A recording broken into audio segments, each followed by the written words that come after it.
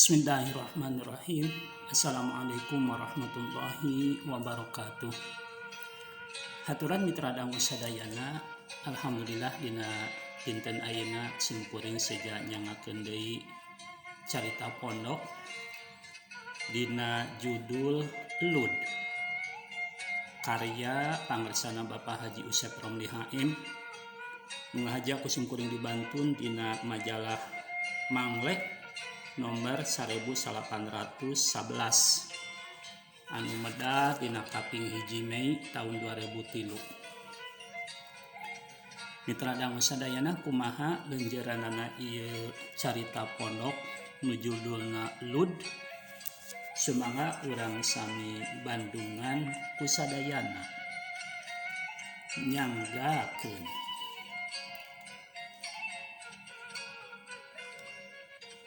Kawilang mineng Lud nganjang ka imah. Saminggu sakali mah kudu, mun teu kemis tangtu poe minggu pabeubeurang. Biasana balikeun ti pasar, ngajual gula, sapu injuk atawa lalab rumbah, ngahaja sok nawaran. Sanes pangacakan Den Otong, pokna. Make embel-embel den atawa aden teh cenah geus kabiasaan, ciri ngarumasakeun urang kampung, hayang hormat ka urang kota. Ieu mah teu kalandep bae kudu maleser di pasar. Nya sok bae, najan pangacakan ge da dikumah deui tempo rek di dahar mah. Bari cereng di duitan. Dileuwihan sakumaha sasari. Harga lalab 1.000 perak dibere 2 atawa 3.000. Keur boga mah tampolana 10.000. Nuhun Den Otong, nampi emang 1.000 rupiah pangos lalab, nyanggakeun barangna langkungna boh ti aden boh ti emang. Ti manaon katang? Urang anggap sidkoh bae. Kitu unggal-unggal. Ijab kabul heula keur ngesahkeun jual beuli, memeh ngasupkeun duit kana saku. Pamajikan jeung barudak sok nyerarangkeun tukangeun panto. Maranehna tarapati uwah aya miconggah ari Lud datang teh. Ukur sahinasna bae. Sembet ngamanggakeun calik jeung ngasongkeun cai katut lalawuh lamun aya, tara milu yang hareupan. Kurang-kurangna mah saha atuh nu hayang miconggah Lud? Tangtungan peteke leutik, baju logor gumbrang gamreng pamura pamere ti nu haat meureun. Kopeah nya kitu rada ngalelep kana sirah nu salawasna didugulan. Beungeut kanyos, kumis jeung janggot cerwing, geus paselap bodas langka nyarita lamun teu ngahaja-haja dilelekan mah. Sakalieun ditanya ukur alangah elengeh, ngaran Lud teh meureun nenehna tina Mulud atawa Mauludin. Moal salah kitu ngaran nu dibikeun ku kolotna. Ngalap barokah kana bulan Mulud, bulan dibabarkeunana Kangjeng Nabi Muhammad sallallahu alaihi wasallam. Tara lesot nyolendang kantong lamak bulao deui, lujin murahan. Geus belel jeung kuleuheu. Ti barang wawuh geus teu ganti-ganti. Angger bae mamake kantong eta. Kungsi dibere kantong plastik lalai sekar model kaayeunakeun. Tapi can sakali-kali acan kapanggih dipake. Basa ditanya nembalan satengah ngaharewos.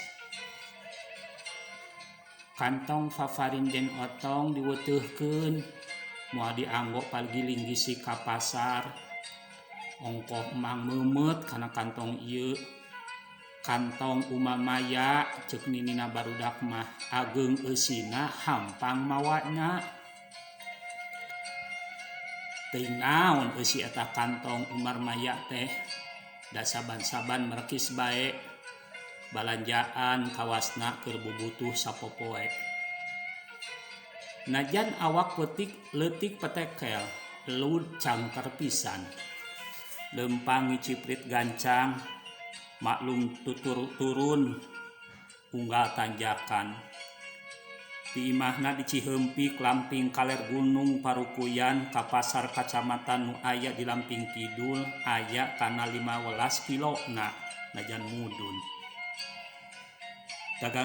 Daganganana mun keur lengkep mah sajabat ti gula kawung anu pokok katambahan sapu injuk bebetian bangsa ninghui kamayung ganyol suweg jeung lalab-lalaban leuweung seperti poh-pohan, jotang, jonge, pucuk jambu mede, putat jeung reundeuk nu kawilang langka. Nu matak payu-payu bae pada marebutkeun sok rada curiga lamun lalab daganganana nyesa jigana ngahaja misahkeun simpangkeuneun.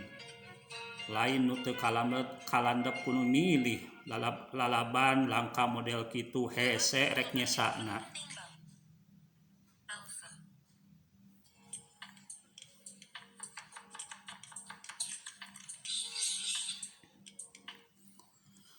Mawa dagangan ditanggung make rancatan awi guluntungan. Gula dibungkus ku karung urea dihareup. Lalab-lalaban meunang meungkeutan diperenahkeun di tukang, ditegerakeun bae ambeh teu leumpeuh kakekeb. Sapu injuk ditalian sapanjang rancatan. Atuh saliwatan mah ti kajauhan elut jiga nanggung ku sapu injuk. Nu leutik pendek nanggung babawaan angkaribung nyolendang kantong lamak melendung. Bleg bae kudu caci di dongeng Hans Andersen. Tapi elut teu miduli panenjo jelema. Junun bae tara luak liuk ari lain rek meuntas jalan raya mah. Tara ngomong sakemek, sakalian ditanya jawabanana ukur nguntapkeun bibir bari karendu imut. Kunaon ari diajak ngawangkong teh sok ngajelenggut bae. Pangangguran diselok. Naon nu bade diwangkongkeunana atuh Den Otong? Rumaos taya katerang sadi dinten ukur ulu ketok dina sigay. Tembalna kalem. Nyeta pugu hayang nyaho dongeng perkara sigay. Sigay naon dongengkeunana kira kadar awi saleunjeur ditanggeuhkeun dina tangkal kawung piparantieun naik ari nyadap. Teu kitu. Pan aya dongeng tukang nyadap gehgeran. Sarangka bedogna murag ninggang kana sigay mapayan sogatan. Geunah kadengena praktik truk prok prek.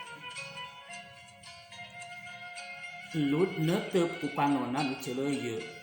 Bibirna renya-renyu. Kumaha tuluyna Mang? Duh ka Den Otong teterang Mang mah. Tah dasar gehgeran. Ngadenge perah bedog mapai sigay geunah kadengena terus bae bedogna dipuragkeun. Tetela leuwih geunah, leuwih halon. Trang tring trung trong treng. Bibir elut semu keong. Nu gehgeran beuki kataji lodong nu rek dipasangkeun kana leungeun kawung paningguran geuwat dipurageun. Biki halon bae kadengena dang ding dung dong deng. Den Otong mah sok ngayang-ngayakeun. Lut semu-semu nahan ku seurieun. Abong nu gehgeran sok kateterusan. Luak liuk neangan puragkeuneun eueuh aya ge tampekeun lepet. Moal harus berpanasaran. Hayang nyaho lamun awas sorangan. Dan taparah deui koleang muragkeun maneh. Beneran kana sogatan sigay disadana mah ngan teu halon jeung moncrang kawas perah bedog jeung lodong tadi. A I U E O Kusak bae teu empes-empes. Jeung ocong mah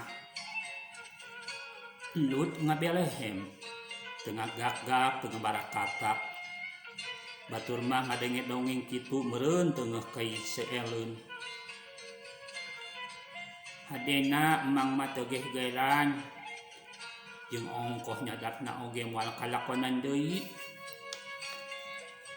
Naha punu kagungan tanahna diical buka ka urang manya teras dipager reke pisan.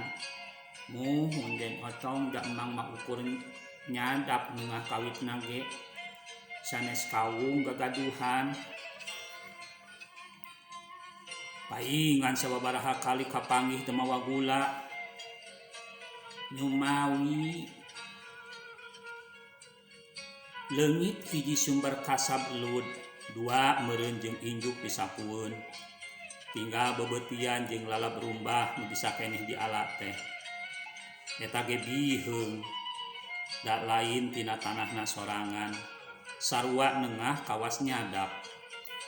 Mun kuno bogana dijual tangtu Lut lapur moal bisa ngalihui ganyol suweg jeung bebetian sejena.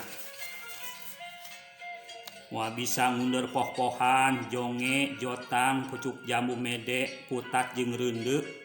Rupaning lalap nu dipikaresep ku urang kota. Sabab ngandung protein, vitamin jeung gizi alami nu istimewa. Memang kabejakeun tanah di lamping kaler Gunung Parupuyan rame dibareulian ku urang kota rek dijadieun villa.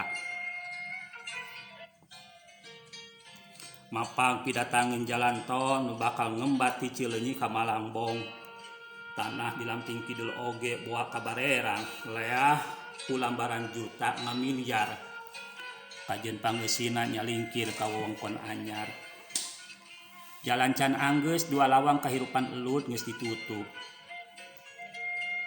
Kumaha atuh lamun eueuh pi lahangeun jeung pi sapueun mah Mang? Teu kumaha. Walon Lut teu riuk-riuk. Bebetian jeung lalab rumbah marea keneh meureun. Kangarening nugraha Allah mah seueur den ocong moal seep-seep diical ieu. Ical ieu sumping itu kantun kersa syukuranana. Asa kakarek Lut daek cacarita rada panjang.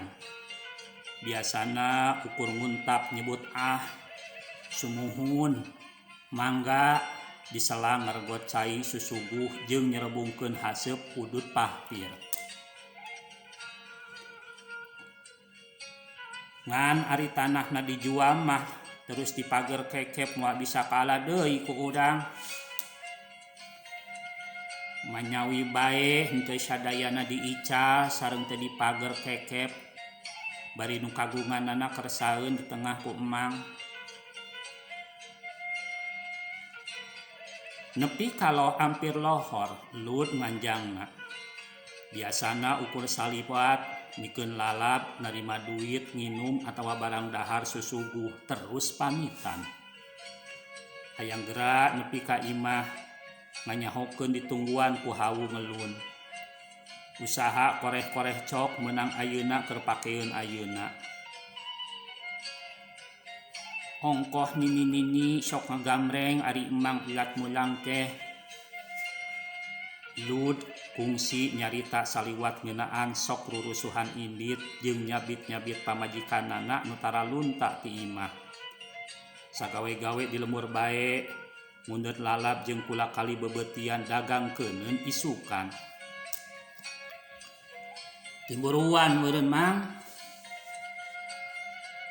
Naon timburukeun nanya ari emang.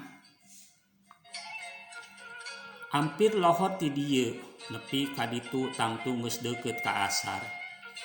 Di papantes Lut tuluy ngabaheuhai di emper imahna teu ngurus barang tunda disalin atawa salat. Nu puguh mah hayang geura nuuskeun kesang ngararasakeun kacape urat leumpang jauh. Hiliwir angin gunung musapan lenggut nunutan reup kasarean. Hudang-hudang wanci magrib. Boa parat nepi ka isya subuh kudu geus tuturubun deui. Mawa jualeun ka pasar nu geus disayagikeun ku pamajikanana ti sore keneh.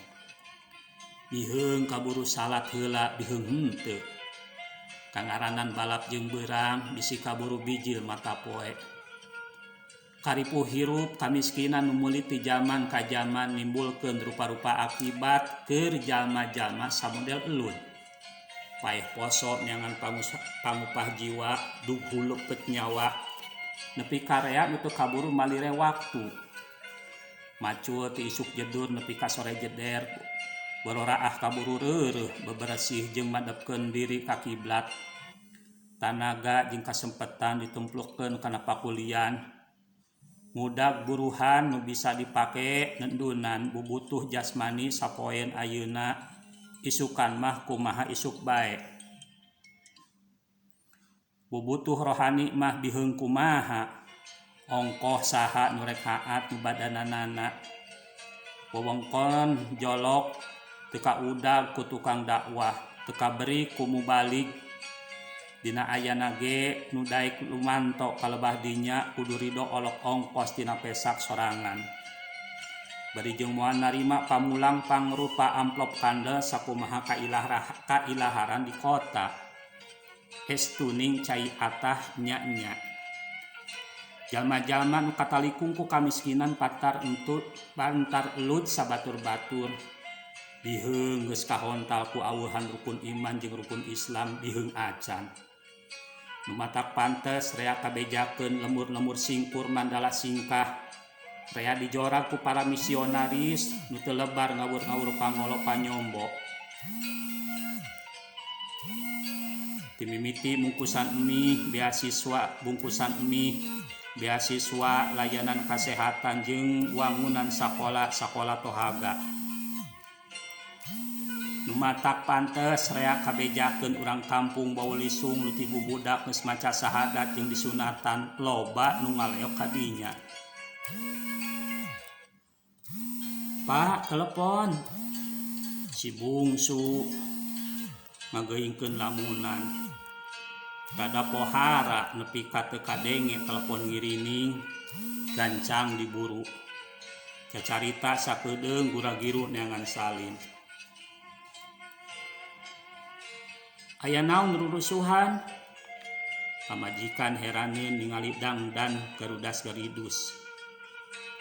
Padayat ngajak badami soal kredit UKM. Keur nyelah motor ngong adan lohor. Tada ngarego berpindi teh tuman berjamaah di masjid jami tukangeun imah tapi kagok dius bae. Sugan di musola padayat moal akhir teuing atawa salat di perjalanan bae kitu. Lebah pudunan Cikembang nu bakal kaliwatan aya tajuk leutik. Caina herang ngagenyas cinyusu asli. Hiji-hijina cinyusu di wewengkon desa Barebe. Cinyusu pasesaan sabada leuweung sabudeureunana beak dibukbak teuing ku saha. Betah mun salat di dinya teh. Tajuk teh perenahna 10 meteran ti jalan setengah tembok ukuran 10 meter pasagi kira-kira. Lumayan bersih, kaurus maklum mindeng kagiridi ku nu ngaradon salat. Boh nu ngaliwat, boh nu ngahajakeun ti lembur nu dareukeut. Bari ngaralak cai pakeun di imah. Cinyusu tajuk teh ditampiankeun buni moal hariwang nu mandi. Pancuranana 2 paralon ukuran 1,5 inci ngocorkeun cai canembrang herang tina bak panandean. Sumber cinyusuna tina cadas bodas handapeun tangkal bungur nahun. Tonggoheunana nang tawing gawir rembet ku rupa-rupa areu jeung akar puntang. Mun seug pasir jeung gunung kabeh kawas kieu meureun cinyusu curcor di mana-mana. Hate ngagerentes bari mukakeun karet tutup pancuran. Prakudu cinyusu masuhan banget tiisna mani nyecep asa nembus ja jantung. Barang rek unggah kataju kareret ti sisi titincakan belah katuhu aya kantong lamak ngalumbuk. Apal pisan kantong anu elud. Moal kapalingan tenjo kantong nu salawasna disolendang ku manehna nu teu weleh merekis ngan ayeuna mah kantong lamak biru blue jean geus belel jeung langit teh jiga geus taya eusian. Baju jeung calana gumbrang gambring besok dipake ku elut namru gigireunana. Luak liuk teu kapelong jelemana ngan di jero tajuk aya nu keruku. Dikampret bodas bersih di samping polekat beureum make kopea haji kembang-kembang koneng. Sidik elut moal kapalingan wawuh kana dedeganana tetek leutik wawuh kana kantongna nu digolerkeun di luar. Nah nya elut nu tadi dipapantes datang-datang ngabaheuhai terus nunutan terus kasarean teu malire salat lohor asar magrib malah isya jeung subuh. Panasaran moreleng kapipir bisi nu dimaksud keur naon mah di dinya. Tetela sasaha jadi sidik nu keur salat teh elut. Tadi keruku kebal pisan. Ayeuna geus iktidal lamat pisan meureun babacaan anak panjang terus sujud ieu ge lila. Gambaran nu husu nu tumaninah henteu garudas garidus kawas nu bebaberik mangu. Meg asa aya nu nenggal kana angen. Rei beungeut euceuy. Era liwati era. Geus ngira-ngira nu lain-lain ka jalma nu geus lawas di pikawanoh. Sok sanajan tangtunganana ukur jiga elut. Jalma pasajan liwati basajan. Geus wani-wani suudon goreng sangka. Leng sirah lieur. Tetenjoan kunang-kunangan tuur ngeleper. Leuleus taya tangan pangawasa. Kedeprek dina lawang tajuk nyuuh teuing sabaraha lila. Aya nu tiis kana embun-embunan nyah beuntak elut nyeuceuhan. Beungeutna nu kanyos, seurina nu nyamuni, kumis jeung janggotna nu cerewing moal mata kapalingan. Komo kana dangdananana mah baju jeung calana gumbrang gambring lungsuran ti nu haat mere. Elut nya elut nyolendang kantong lamak blue jean belel nu geus merekis deui. Elut nya elut sanajan tetenjoan masih keneh rada katuralengan. Rufina den otong teu damang. Elut nyarita laun. Henteu ukur lieur meueusan mah rek ngadon salat di dieu teh kawasna awak panas langsung wudu kagentap putiisna cinyusu. Nyumawi emang mah tadi teh niis heula geus rerep kesang nembe si beungeut teu mandi da engke ge di jalan hareudang deui ukur dipok-prok wungkul memeh wudu teh lumayan teu kareunang teuing. Mang hampura abdi ngomong teu kebat kagok jeung teu wani rek ngedalkeun rasa goreng sangka nu tadi minuhan uteuk. Mang kedah dihapunten tos wantun-wantun maseuhan mastaka den otong. Sanes mang letah balelol keneh. Kersaning Allah emang salat di dieu meureun tos ditakdirkeun kedah nyeuceuhan mastaka den otong. Ongkoh deui ari tos akhir kieu maksakeun nikreuh ka lembur bisi kapoosan waktu. Maklum datang capek sok hoyong ngabaheuhai di emper. Ngararasakeun dalingding angin hayoh bae kasarean.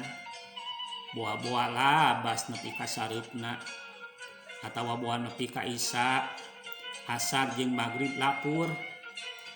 mangkaning subuh emang kudu geus iang deui.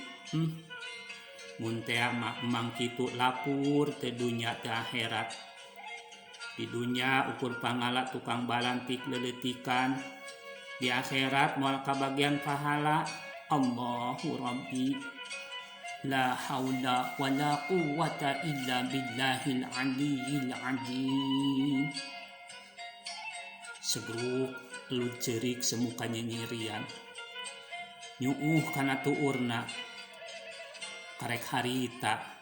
Saharita haritana boa lu cacarita panjang lebar jeung lancar najang dibarungku nginghap. Bet kabawakeun cipanon murubut, hati asa disebitan. Biwir nyoba-nyoba ngunikeun sora batin nu pangjerona, nu teu bisa laluasa kedal, tungtungna ukur ngajelenggut, kawas elud ari nganjang ka imah. Pamiarsa, waktosna kabujeng seep. Itu rupina carita pondok anu tiasa kadugikeun dina ieu saat. Mudah-mudahan cing jantung panglipur kalbu pangbebelah kana manah oge muga-muga urang tiasa nyandak hikmah dina ieu carios. Sakitu nu tiasa kahapuy hatur hapunten dina samudayaning kalepatan. Wal afu minkum.